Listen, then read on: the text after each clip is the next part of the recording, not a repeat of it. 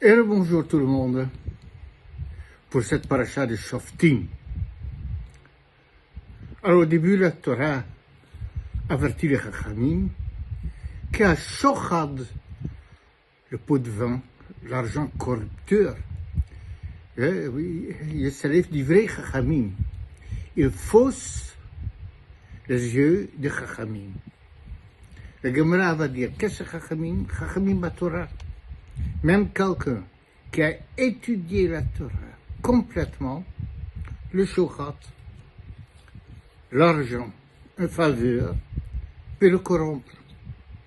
Dans Parshat Mishpatim, dans Sefer Shemot, c'est marqué Yisalev divrei pikrim, que le shochat, toujours le même problème, sur la même problématique, il va fausser et né pikrim, des gens un piqueur intelligent.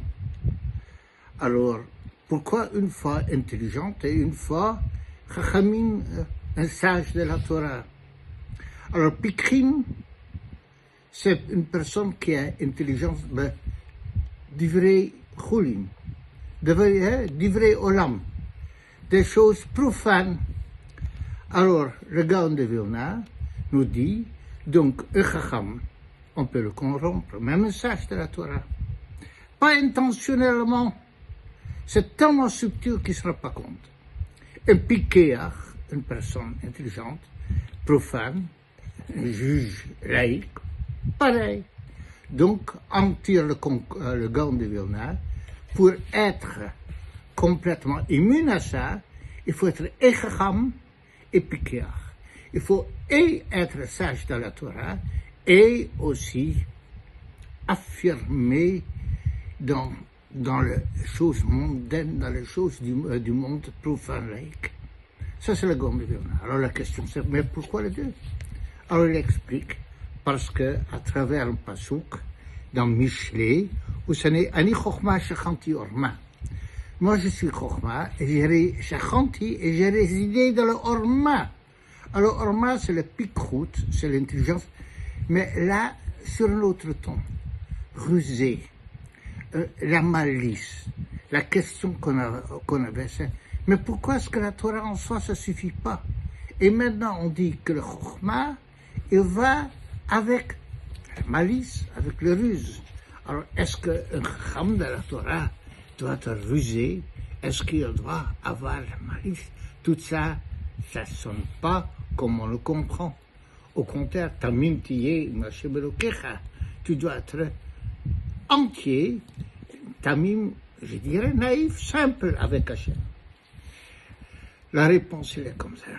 Pourquoi un chacham, il doit être piquéach, connaisseur dans les choses profanes, au point qu'on va utiliser cette qualité de piqueroute, on va la qualifier de orma, de ruse. La réponse est, c'est certain. Devant Hachem, il veut être simple.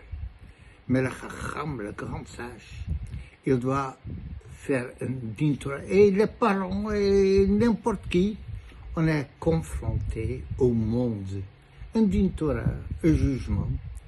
Et les gens qui se présentent devant nous, c'est eux qui sont rusés, souvent. C'est eux qui viennent malice. Et je le vois, je l'entends tout le temps. Quand on vient chez moi, avec des arguments qui ne sont pas bons. Mais le désir de l'argent est tellement fort qu'on arrive à produire avec conviction, au point que la personne le croit elle-même, un argument qui n'est pas valable. Et le Chacham, il va pouvoir déceler ça. Et pour ça, il ne suffit pas d'être un sage. Et pour ça, il faut être piquéach. Tout simplement, dans l'éducation de nos enfants. Nos enfants, parfois, pas méchamment, ils vont nous dire quelque chose qui n'est pas juste. C'est une ruse parce qu'ils défendent leur intérêt. Et si on est naïf, on ne se rend pas compte. Alors, on a besoin d'une dose, d'une mesure de connaissance de ruse, non pas pour l'utiliser, mais pour pouvoir le déceler. Et lorsqu'on le décèle, on peut revenir à la Chokhmah. à la simplicité de l'intelligence devant Hachem. Shabbat shalom à tout le monde. À la semaine prochaine.